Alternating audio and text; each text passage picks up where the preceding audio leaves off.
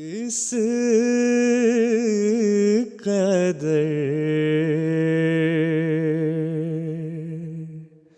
ظاہر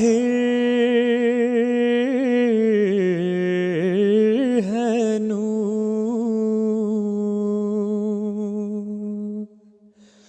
اس مبدأ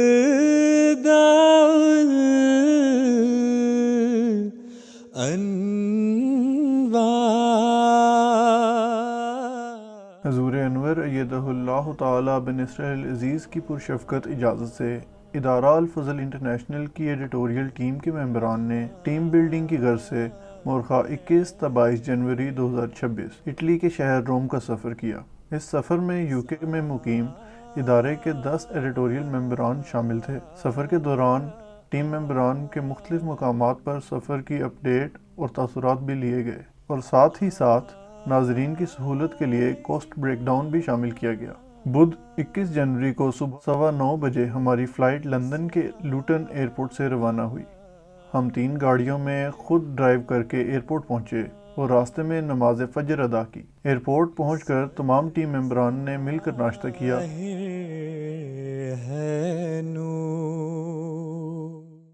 ہم ادھر لوٹن ایئرپورٹ پہ موجود ہیں اور یہاں پہ اس کا ناشتہ ہو رہا ہے۔ ناشتے کے لیے ہم نے یہ کیا ہے کہ ایک ہماری جو ٹیم تھی وہ صبح 7 بجے لٹل پہنچی ہے، وہاں پہ ناشتے کا سامان خریدا ہے۔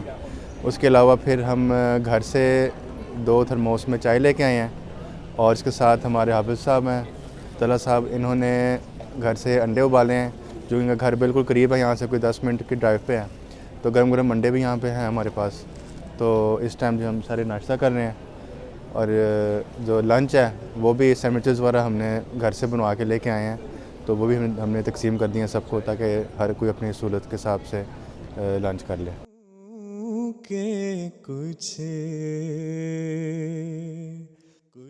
فلائٹ لندن سے روم کے لیے بروقت روانہ ہوئی اور تقریباً 2.5 گھنٹے بعد ہم روم کے انٹرنیشنل ایئرپورٹ پہنچ گئے۔ ہے جب جلوہ تیری قدرت کا پیار۔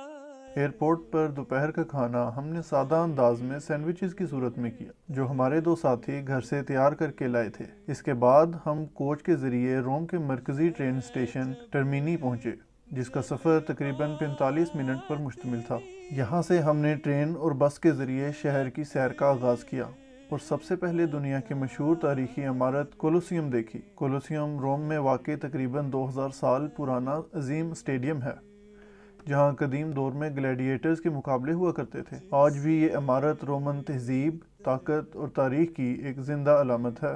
ماشاءاللہ جی، ہم یہ جو اس کو دیکھنے کے لیے آئے ہیں، اٹلی میں اس وقت روم میں کھڑے ہیں کولوسیوم کے پاس، تو بتا رہے ہیں کہ یہاں پہ یہ ایک طرح سے ظلم ہوتا تھا لوگوں پہ، اور غلاموں کو یا لوگوں کو پکڑ کے ان کے اوپر جانور چھوڑے جاتے تھے۔ تو یہ جو ظالم خانہ ٹائپ چیز ہے، یہ تو بہت ہی اس زمانے میں جب بھی یہ ظلم ہو، آج ہو یا کل ہو یا جو پہلے ہوا ہے، یہ قطعاً بھی قابل برداشت بات نہیں ہو سکتی۔ تو اگر کبھی جو میری رائے ہے مجھے موقع ملے تو میں تو اس کو مسمار کر دوں گا اور لوگوں کو بتاؤں گا، ساری دنیا کو، کہ یہ ظلم جو پہلے ہوتا تھا یہ بھی غلط تھا اور آئندہ بھی کبھی نہیں ہونا چاہیے، اور اس کی یادگار بھی اس طرح سے قائم نہیں ہونی چاہیے کہ جی یہاں پہ ظلم ہوا کرتے تھے اور لوگ اس کو دیکھنے آ رہے ہیں۔ ایک پہلو یہ بھی تو ہے نا چیمہ صاحب، کہ یہ وہ نشانی ہے، وہ جگہ ہے جہاں پہ ظلم ہوتا تھا، ہاں جی، اور لوگ اس کو دیکھ کے عبرت حاصل کریں اور آئندہ ایسے ظلم۔ ہاں، اگر عبرت حاصل کر رہے ہیں تو اچھی بات ہے، لیکن بعض جگہ پہ ظلم ابھی بھی ہو رہے ہیں، وہ بہرحال عبرت حاصل کرنی چاہیے کہ ظلم نہیں ہونا چاہیے بہرحال کسی جگہ۔ جو شہر بھی بہت تاریخی ہے اور جو یہاں کی تاریخ ہے وہ بھی پڑھنے کے لائق ہے، لیکن اس میں ایک یہ بات بھی ہے کہ حضرت اسلام کو بھی جو ہے وہ الہام ہوا تھا کہ غلبت الروم۔ تو میری یہ رائے ہے، میں بھی یہ سوچ رہا تھا کہ کبھی انشاءاللہ ایسا زمانہ بھی آئے گا کہ یہ دوبارہ سے الہام پورا ہوگا اور انشاءاللہ اسلام جو ہے وہ اس کا یہاں پر غلبہ ہوگا۔ تو یہ بھی ایک پیشگوئی کا ہی رنگ رکھتی ہے جو حضرت اسلام کو الہام ہوا تھا۔ یہ سب کچھ دیکھ کے تاریخ کے اوراق یاد آ رہے ہیں کہ روم میں جس طرح پہلے ظلم ہوتا تھا اور جس طرح جنگیں لڑی جاتی تھیں، ہم نے دیکھی ہیں، مختلف تصویروں میں بھی دیکھا ہے، تو یہ براہ راست ان چیزوں کو دیکھ کے وہ ساری تاریخ یاد آ رہی ہے، ظلم و ستم کی جو داستانیں رقم کی ہیں رومیوں نے، اور جو پرانے بادشاہوں نے جو روم سے تعلق رکھتے تھے، تو ان کی تاریخ کو سمجھنے اور دیکھنے کے لیے ہم یہاں آئے ہیں، تو تاکہ ہم کسی طرح کچھ اندازہ لگا سکیں کہ یہ کیسے انہوں نے اور کن عمارتوں کے اندر یہ ظلم ہوتا تھا. تو بڑا اچھا لگ رہا ہے، تاریخ سے واقفیت ہو رہی ہے. انتہا پاتا نہیں. شام کے وقت ہم روم کے ایک مشہور تاریخی مقام ٹریوی فاؤنٹین کی طرف روانہ ہوئے. یہ ایک دلکش اور تاریخی فوارہ ہے جہاں ہر سال لاکھوں سیاح آتے ہیں. یہاں لوگ ایک روایت کے تحت سکے پیچھے کی طرف پھینکتے ہیں. کہا جاتا ہے کہ ایک سکہ پھینکنے سے دوبارہ روم آنے کی امید بندھتی ہے. اس وقت ہم ٹریوی فاؤنٹین بالکل سامنے موجود ہیں. ٹریوی فاؤنٹین کے بارے میں عام طور پر کہا ہی جاتا ہے، اور لوگ دور دور سے آتے ہیں اور آ کر یہاں پر کوئنس پھینکتے ہیں. تو کہا جاتا ہے لوگوں کی طرف سے کہ ایک دفعہ کوئنس پھینکنے سے انسان کو یہاں روم میں واپس آنے کا جو دوبارہ موقع ملتا ہے. 2 دفعہ پھینکنے سے جو ہے وہ انسان کو پیار اور محبت ملتی ہے لوگوں سے، اور اگر وہ 3 دفعہ پھینکتا ہے کوئن تو اس کو اس کی زوجہ ہونے والی زوجہ بیوی، اس کو جو ہے لائف پارٹنر وہ ملتا ہے. تو یہ کہتے ہیں لوگ فرل. تو ہم نے دیکھا ہے یہاں پر کافی لوگ پھینکتے تھے کوئنس. تو آن لائن جب میں نے سرچ کیا تو ہمیں یہ بھی پتہ چلا کہ یومیہ تقریباً 3000 یورو یہاں پر اکٹھے ہوتے ہیں، جو کہ سیدھا پھر آگے چیریٹی کی جاتے ہیں. ہماری رہائش اسٹیشن کے قریب واقع ایک ہاسٹل میں تھی. وہاں پہنچ کر ہم نے نماز مغرب اور عشاء باجماعت ادا کی اور بعد ازاں قریبی حلال ریسٹورنٹ میں کھانا کھایا. اسی دوران ہمیں ویٹیکن سٹی دیکھنے کا بھی موقع ملا. ویٹیکن سٹی دنیا کا سب سے چھوٹا ملک ہے جو روم کے اندر واقع ہے. یہ کیتھولک عیسائیوں کا مذہبی مرکز ہے جہاں پوپ قیام کرتے ہیں. اس کی اپنی حکومت، ڈاک ٹکٹ اور کرنسی ہے، جبکہ یہاں موجود سینٹ پیٹرز باسیلیکا دنیا کے مشہور اور بڑے گرجا گھروں میں شمار ہوتی ہے.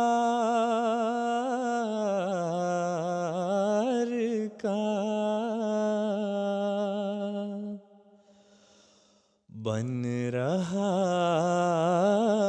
ہے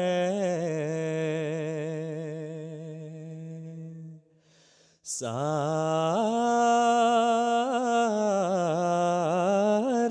عالم.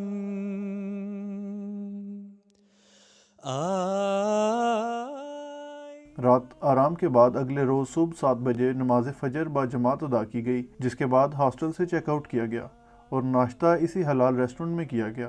یہ ہم اس کو یہاں بیٹھے ہوئے ہیں، پیری پیری شاپ ہے. یہ بنگالی ہمارے 2 بھائی ہیں، روبیل رحمان صاحب اور رومن صاحب، اور یہاں پہ ہم کل آئے تھے. بڑا اچھا انہوں نے ہمارا استقبال کیا. پھر ان سے کوئی ڈیل انہوں نے دی، سب نے رج کے کھایا. اس میں پیزا شامل تھا، 3 تھے پیزے، ایک برگر تھا، لیگ پیس تھی اور ڈرنکس تھیں، چپس تھے. تو بہرحال کیا کہتے ہیں، بڑا اچھا رہا. سب نے پیٹ بھر کے کھانا کھایا. اس کے بعد پھر ہم چلے گئے ادھر ویٹیکن سٹی، اور رات کے وقت چونکہ 8-9 بج چکے تھے اس ٹائم، تو ہم وہاں پہ گئے. اور رات کو جو جگہ وہاں پہ دن کے وقت آپ جائیں تو وہاں پہ رش بہت زیادہ ہوتا ہے اور بہت دنیا وہاں آتی ہے، لیکن رات کے وقت وہاں پہ کوئی بھی نہیں تھا. تو ایسی پبلک جگہ جہاں عموماً رش ہوتا ہے اس کو خالی دیکھنا وہ ایک الگ ہی اس کا مزہ. رات کے ٹائم اس میں لائٹنگ اور ہر لحاظ سے بڑا خوبصورت تھا منظر. اس کے بعد ہم واپس آ گئے اور اگلے دن صبح ہم نے نماز فجر سے دن کا آغاز کیا، باجماعت نماز فجر ادا کی. اس کے بعد تیاری کر کے ہم یہاں پہ دوبارہ آ گئے ہیں. اسی جگہ پہ بیٹھے ہوئے ہم ناشتہ کر رہے ہیں. ناشتہ انہوں نے بہت ہی زبردست قسم کا ناشتہ دیا ہے. مزیدار کافی ہے، کروسن ہے، 2-3 قسم کے فلیور ہیں. اس میں پسٹاشیو کا فلیور خاص شاید لوگوں کو نہ پتہ ہو، اتنا عام نہیں ملتا، لیکن بڑا پسٹاشیو کا بہت ہی مزیدار قسم کا انہوں نے دیا ہے. اور اس کے علاوہ انڈا انہوں نے آملیٹ بنایا ہمارے لیے، پیاز والا اور بٹر والی ٹوسٹ. تو بس یہ ہماری آخری گھونٹ ہے اب کافی کے. اس کے بعد ہم جا رہے ہیں کیٹاکومبس دیکھنے، تو انشاءاللہ وہاں آپ سے ملاقات ہوگی. ناشتے کے بعد ہم کیٹاکومبس آف سینٹ سیباسٹین دیکھنے کے لیے روانہ ہوئے، جو اس سفر کا بنیادی مقصد تھا. یہاں ہم نے انگریزی زبان میں گائیڈڈ ٹور لیا جس کی ٹکٹ 10 یورو فیکس تھی۔ گائیڈ کے مطابق یہ زیر زمین سرنگیں جو تقریباً 25 کلومیٹر پر پھیلی ہوئی ہیں محض مسیحی قبرستان ہیں، اور ابتدائی مسیحی دور میں یہاں پناہ لینے کی روایت کو وہ ایک افسانہ قرار دیتے ہیں۔ تاہم حضرت مسلم موعود رضی اللہ تعالیٰ عنہ نے تفسیر کبیر میں واضح طور پر بیان فرمایا ہے کہ مسیحی پرسیکیوشن کے ادوار میں عیسائی ان غاروں میں پناہ لیا کرتے تھے۔ ان کیٹاکومز کو دیکھتے ہوئے بھی یہ احساس ہوتا ہے کہ یہ صرف قبرستان نہیں بلکہ ظلم و بربریت سے بچنے کی ایک عملی پناہ گاہ بھی تھی۔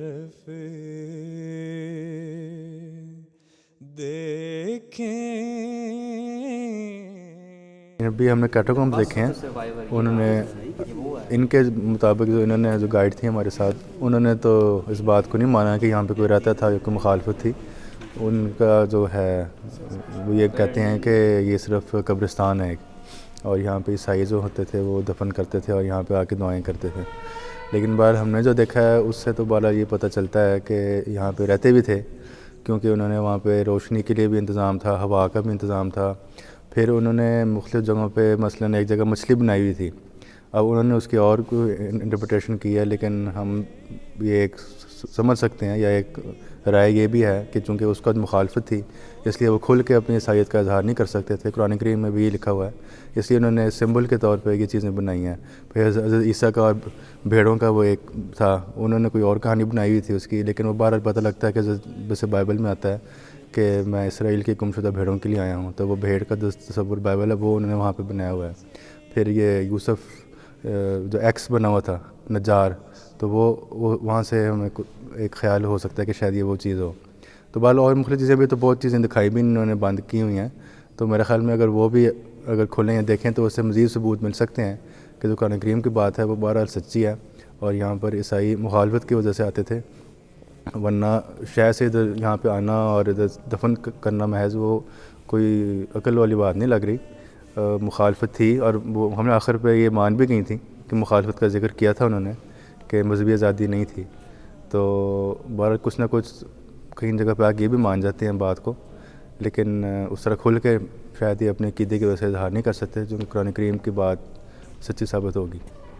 اللہ میں صرف یہ بات کر رہا تھا کہ یہ جو یہاں پہ اسٹیچو کی ہمیں تصویر نظر آ رہی ہے، اور یہ بنی ہے 1679 میں کسی نے بنائی ہے، اور جو شروڈ آف ٹرائن ہے اس پہ جو شبیہ حضرت عیسیٰ کی شو ہوتی ہے، اور جو جماعتی کتب میں بھی چھپی ہوئی ہے کہیں پہ، وہ بالکل اس کے ساتھ ملتی ہے، تو جس سے ثابت یہ ہوتا ہے کہ وہ بالکل حضرت عیسیٰ کی شبیہ ہے جو کفن پہ چھپی ہوئی ہے، اور جس سے ہم یہ ثابت کرتے ہیں کہ حضرت عیسیٰ اس کفن میں لپیٹے گئے تھے، یہ شبیہ اس کے ساتھ مل رہی ہے۔ کیٹاکومز میں انہوں نے دیکھیں، اس سے لگتا ہے کہ خدا خوفی تو تھی، اللہ تعالیٰ کے نزدیک تو تھے، اپنے آپ کو ڈاؤن ٹو ارتھ بھی سمجھتے تھے، اور یہ سیمیٹریز ہیں یہاں پہ ان کی، قبرستان بنا ہوا بیسیکلی، اور وہ آپ سارا دیکھ کے بھی آئے ہیں ابھی، تو اتنی تہ میں جا کے وہ بناتے تھے، یہ پتہ نہیں اب کیا ان کی وجہ تھی، لیکن بہرحال یہ ہے کہ عیسائیوں میں اللہ کا خوف بھی ہے اور چاہتے بھی ہیں اللہ کو حاصل کرنا، لیکن طریقہ کار ان کا ڈیفرنٹ ہے۔ اب اللہ کرے کیونکہ طریقہ کار ان کو صحیح سمجھ آ جائے، اور ظاہر ہم احمدیوں نے سمجھانا ہے، ہم ان کو سمجھانے میں کامیاب ہو جائیں تو یہ انشاءاللہ بہت جلد اسلام کو ماننے والے بن جائیں گے۔ یہ ہم ابھی سینٹ سیبیسٹین کے جو کیٹاکومز ہیں ان کو دیکھ کے ہم نکلے ہیں باہر۔ نیچے ایک پورا نیٹ ورک ہے، اور ان کے مطابق یہ ایک قبرستان ہے جو کہ ابتدائی دور میں پہلے تو یہاں پہ ان کے مطابق نان کرسچن قبریں بھی موجود ہیں، ٹومز بھی موجود ہیں، اور یہاں پہ جو وولکینک راک ہے وہ یہاں پہ ہے جس کو کھودنا آسان ہے، اور جب وہ ہوا میں ایکسپوز ہوتی ہے، ہوا پہ آتی ہے باہر تو وہ سخت ہو جاتی ہے، تو اس وجہ سے یہاں پر بہت ساری قبریں موجود ہیں، اور کئی کلومیٹر لمبا زمین کے نیچے جال ہے جس میں ایک قبرستان موجود ہے جگہ جگہ پہ۔ وہ یہاں پر 3 قسم کے چیمبرز بھی انہوں نے بتائے، 3 قسم، وہ تو خیر ایک تعارف ہے۔ سوال یہ پیدا ہوتا ہے کہ ہم نے جب ان سے پوچھا کہ کیا یہاں پر مسیحی لوگ جب ان کی پرسیکیوشن کا ٹائم تھا یہاں پر آ کے رہتے بھی رہے ہیں، تو انہوں نے کہا کہ یہ صرف ایک کہانی ہے، یہاں رہتے نہیں رہے، یہ انڈر گراؤنڈ ایک قبرستان ہے، نظر بھی یہی آتا ہے قبرستان میں، لیکن قرآن کریم یہ فرماتا ہے کہ جب مشکل وقت ہوا کرتا تھا تو لوگ یہاں پر آ کے پناہ کیا کرتے تھے، اصحاب الکہف والرقیم۔ اب ایک طرف پوچھا کہ کیا ان کی انسکرپشنز موجود ہیں، تو انہوں نے کہا جی انسکرپشنز تو موجود ہیں یہاں پر، اور وہ ان کے نام ہیں، ان کی بعض چیزیں لکھی ہوئی ہیں. اسی طرح انہوں نے ہمیں بتایا، جیسے احسان صاحب نے بھی بتایا کہ وہاں پہ مثلا مچھلی کا ایک نشان ہے. تو مچھلی کے نشان کے بارے میں جب ان کو کہا گیا کہ جب یہ پرسیکیوشن کا ٹائم تھا تو کیا یہ ممکن ہے کہ چونکہ ان کا حضرت مسیح علیہ السلام کا ایک لحاظ سے جو بیک گراؤنڈ تھا، تعلق تھا، وہ مچھیروں کی فیملی سے بھی تھا، تو کیا یہ اس طرف اشارہ ہو سکتا ہے کہ وہ اس دور میں جو مسیحی تھے وہ کرائسٹ کی شبیہ نہ بنا سکتے ہوں، تو سمبل کے طور پر جس طرح کوڈ ورڈ ہوتا ہے وہ ایک مچھلی کی شکل بناتے ہوں، اور ساتھ میں انہوں نے ایکس اور پی یعنی خ اور ر جس کو گریک میں کہتے ہیں وہ بھی لکھا ہوا تھا، جس سے کرائسٹ کے انیشیلز بنتے ہیں. تو انہوں نے کہا کہ اس بات کا احتمال ہے، یہ ہو سکتا ہے. اور کہنے کی بات یہ ہے کہ جب یہ لوگ یہ تو نہیں مانتے کہ یہاں پر، یعنی کم از کم یہ جو یہاں پر وزٹ کروایا ہے، میں ان کی بات کر رہا ہوں، اینڈ ممکن ہے ریسرچز موجود ہوں، اس کو ہم دیکھ لیں گے، وہ یہ تو نہیں مانتے کہ یہاں پر مسیحی آ کر رہتے رہے تھے، لیکن یہ مانتے ہیں کہ 313 میں کانسٹنٹائن نے مذہبی آزادی دی ہے. اس سے پہلے پرسیکیوشن کا ٹائم تھا، اور ان کے مطابق اس پرسیکیوشن کے ٹائم میں پول اور جو پیٹر ہے ان کی جو ریمینز ہیں ان کو یہاں پر لا کر رکھا گیا تھا. تو دیکھیں جی، کامن سینس بھی یہ کہتی ہے کہ جب انسان پہ مشکل وقت آتا ہے تو وہ ایسی جگہوں پہ جا کر رہائش اختیار کرتا ہے جہاں پر کم سے کم امکان ہو کہ لوگ سمجھیں کہ وہ وہاں رہتے ہوں گے، اور وہ قبرستان ہو سکتا ہے. اور وہ یہ جگہیں جو کہ 25-30 کلومیٹر کا ایک نیٹ ورک ہے پورا ٹنلز کا، یہاں پر چیمبرز کے اندر وہ انڈر گراؤنڈ آ کر رہتے ہوں گے، خدا تعالیٰ کو یاد کرتے ہوں گے، عبادت کرتے ہوں گے، اور اپنا جو ان کا مشن تھا، ان کی تبلیغ تھی، اس کو وہ کرتے ہوں گے. اس احتمال کو ہم دور نہیں کر سکتے، اس احتمال کو ہم یعنی کہ اس کا ہم نگیٹ نہیں کر سکتے اس کو. تو اس لحاظ سے جو ہم نے جگہیں دیکھی ہیں وہاں ویڈیو اور تصویر بنانے کی اجازت نہیں تھی. لوگ بنا بھی رہے تھے لیکن ہم نے نہیں بنائی کیونکہ اجازت نہیں تھی. وہاں پر جا کے اندازہ تو یہ ہوتا ہے کہ یہ تنگ اور تاریک گلیاں جہاں پر کسی زمانے میں روشنی کا بھی انتظام تھا، انہوں نے چھوٹی چھوٹی ٹنلز بنائی ہوئی تھیں اور وہاں پہ روشنی ہوتی تھی. اس سے اندازہ یہ ہوتا ہے کہ یہاں پر جو کرسچنز ہیں، جو پرسیکیوشن ہوتی تھی، وہ یہاں رہتے رہے ہیں. اور دیکھیں جی، سینٹ سیبیسٹین جن کا یہ ٹومب ہے، کیوں کسی کے خواب میں وہ آئے اور انہوں نے کہا کہ میں فلاں جگہ جا کر رہنا چاہتا ہوں؟ یعنی ممکن ہے کہ وہ ان کا کوئی تعلق ہو اس جگہ سے، تاکہ انہوں نے کہا کہ میں ان کیٹاکومز میں جا کے مجھے، یعنی کہ جب ان کی شہادت ہو گئی تو جو بھی کسی کو خواب میں آئے تو انہوں نے اس خواب میں اس کو یہی کہا کہ مجھے یہاں سے اٹھا کر، جہاں پر بھی میری ریمینز موجود ہیں، میری جسم موجود ہے، میری باڈی موجود ہے، اٹھا کر مجھے وہاں پہ دفن کر دیا جائے. تو بہت سارے اشارے ملتے ہیں کہ مسیحیوں کا ایک خاص تعلق تھا اس علاقے سے، اور نہ صرف یہ کہ صرف اور صرف یہ قبرستان تھا، یہاں پر وہ ان کے رہنے کی جگہ بھی موجود تھیں. باقاعدہ جو دیا ہے ان کو رکھنے کے لیے یہاں پہ جگہ بھی موجود تھیں جو انہوں نے دکھایا. اور اس کے علاوہ جو پوٹری تھی، وہاں پر پوچھا گیا کہ یہ قبروں کے ساتھ یہ پوٹری، یہ جو مرتبان ہیں، یہ کیوں رکھے گئے ہیں؟ تو انہوں نے کہا کہ یہ تیل کے لیے تھے، کہ جب وہاں پہ تیل دیوں کو روشن کرنا ہوتا تھا تو وہ تیل وہاں پہ سٹور کر کے وہاں سے استعمال کیا جاتا تھا. تو باتیں وہیں جاتی ہیں جہاں پہ قرآن کی صداقت ثابت ہوتی ہے. ساری کی ساری جو شہادتیں ہیں وہ اسی طرف جاتی ہیں. لیکن اگر یہ نہ مانیں تو یہ ان کی اپنی ثوابدید ہے. بہرحال جو خدا تعالیٰ نے قرآن کریم میں فرمایا وہ ایک سچی بات ہے، اور مختلف ریسرچز موجود ہیں. ہم یہاں پر آئے، ہمارا ایمان بہت تازہ ہوا. وہ جو پرسیکیوشن تھی، آج جماعت احمدیہ اسی دور سے گزر رہی ہے بعض ممالک میں، اور گیا کہ وہی صورتحال ہے. نہ وہ لکھ سکتے ہیں، نہ وہ بول سکتے ہیں، نہ وہ اظہار رائے کر سکتے ہیں. لیکن ایک وقت ضرور آئے گا انشاءاللہ، جس طرح پہلے مسیح کے ماننے والوں پہ آیا کہ غلبے کا وقت ہے، ترقی کا وقت ہے، اور اس وقت خدا تعالیٰ کے قریب ہونے کا وقت ہے. ایک وقت احمدی مسلمانوں پہ بھی ضرور آئے گا جو کہ محمدی مسیح کے ماننے والے ہیں، اور انشاءاللہ تعالیٰ وہ غلبہ دیکھیں گے، اور اسلام کی صحیح شکل کو، جو حضور صلی اللہ علیہ وآلہ وسلم کا اسلام میں خلافت کی زیر قیادت پوری دنیا میں، اس کو متعارف کروائیں گے. کوشش یہ ہے، دعا یہ ہے کہ اس وقت بھی ہم خدا تعالیٰ کو اسی طرح پہچاننے والے ہوں، بہتر طور پر پہچاننے والے ہوں جتنا کہ مشکل وقت میں پہچانتے ہیں. جزاک اللہ. تیری قدرت کا کوئی حضرت مسلم موعود رضی اللہ تعالیٰ عنہ اصحاب کہف کے بارے میں تحقیق کے دوران پیش آنے والا ایک واقعہ بیان کرتے ہوئے فرماتے ہیں، اس تحقیق کے دوران میں میرے خسر ڈاکٹر خلیفہ رشید الدین صاحب مرحوم ایک کتاب میرے پاس لائے اور کہا کہ اس کتاب میں جو واقعات بیان ہوئے ہیں وہ اصحاب کہف کے واقعات سے ملتے ہیں۔ اس کتاب کا نام روم کے کیٹاکومز یعنی کیٹاکومز آف روم تھا۔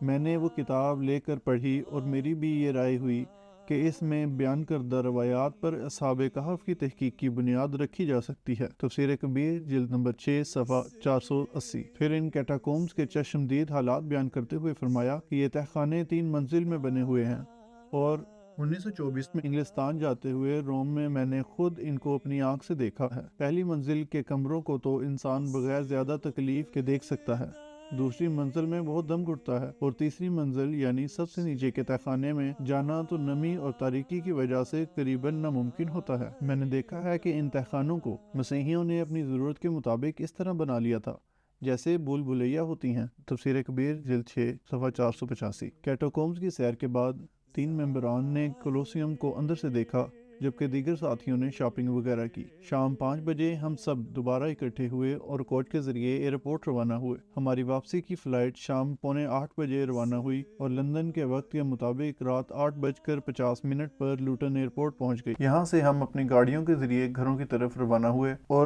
الحمدللہ رات تقریباً 11 بجے تک تمام ٹیم ممبران بخیر عافیت اپنے گھروں کو پہنچ گئے۔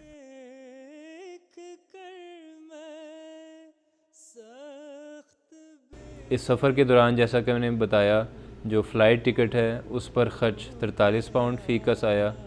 اس کے علاوہ وہاں پر جو رہائش تھی اس کا خرچہ 30 پاؤنڈ فی کس تھا۔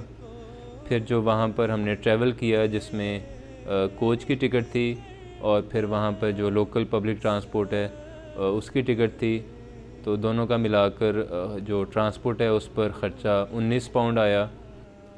کولوسیوم ہم نے باہر سے ملاحظہ کیا تھا، اور جو دوست اندر جانا چاہتے ہیں اس کی ٹکٹ ہے جو تقریباً 15 سے 20 پاؤنڈ ہے۔ پھر کیٹاکومز کی ٹکٹ تھی 9 پاؤنڈ کی۔ پھر لیوٹن ایئرپورٹ پہ جو پارکنگ ہے وہ فی کس تقریباً 7 پاؤنڈ بنی، اور ان دونوں دنوں میں جو کھانے پہ کل خرچہ آیا وہ 27 پاؤنڈ تھا۔ تو یہ تمام اخراجات کو اگر ہم جمع کریں تو فی کس اس سفر کے دوران ہمارے 135 پاؤنڈ خرچ ہوئے۔ اس عقدائے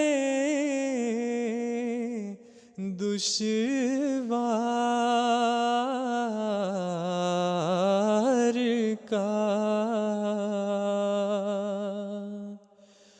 کس قدر ظاہر